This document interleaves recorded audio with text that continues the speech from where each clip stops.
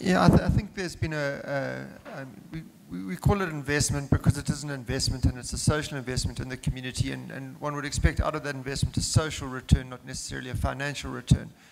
And we encourage companies to try and understand at least what that social return looks like. And I think, back to Marion's point, that it is a journey. I think, 30 years ago, it was about philanthropy.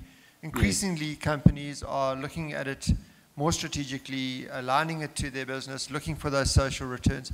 There are still many small companies, and justifiably so, who donate something, maybe to get some BE points, maybe because that's all they've got the time and resource to. They simply can't appoint a CSI manager. They're too small to do so. And the style is more philanthropic and charitable, and I think that that's fine. So there's nothing wrong with that.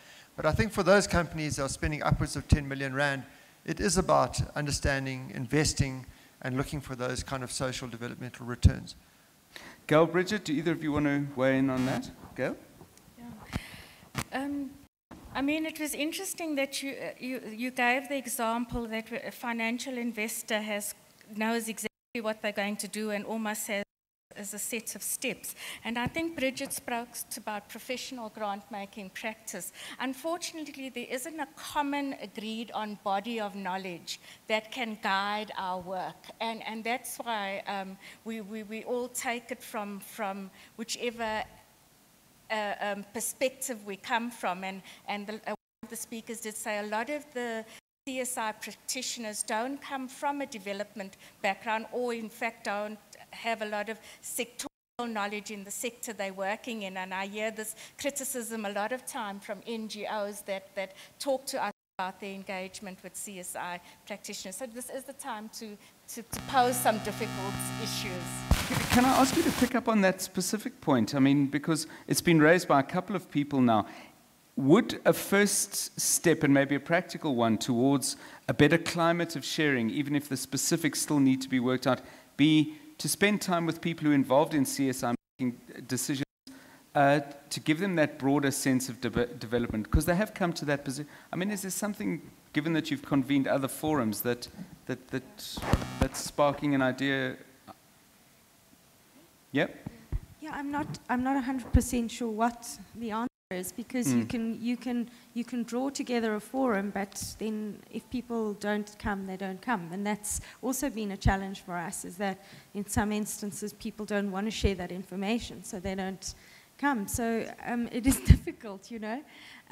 But I think, you know, just to pick up on the idea of an investment, just as, you know, your driver is profit for a financial investment, your driver for a social investment is impact. Yes. And so it can't just be about giving money. It really needs to be a partnership and an engagement process, and a transparent one. And that's how you're going to get the best results. And it can't. And one of the challenges here is that he who has the cash holds the power. And I don't think that's not a very healthy system, because he who holds the knowledge doesn't hold the cash. And so, and perhaps, you know, and I know that there's a reluctance on the part of many NGOs to share their real feelings about, you know, about the nature of the relationships, because they're dependent on the cash. So I think we need to start being more sensitive to that. And if you are new in the field of CSI, go out and learn as much as you can. Of course, we all have, you know, we all know what the issues are, but there really are best practice ways of doing things out there, and it really is, as a senior person, a senior practitioner, it really is, you should pass on that knowledge. Yes. And for a junior person, accept and understand that you don't have the knowledge, and go out and find the knowledge.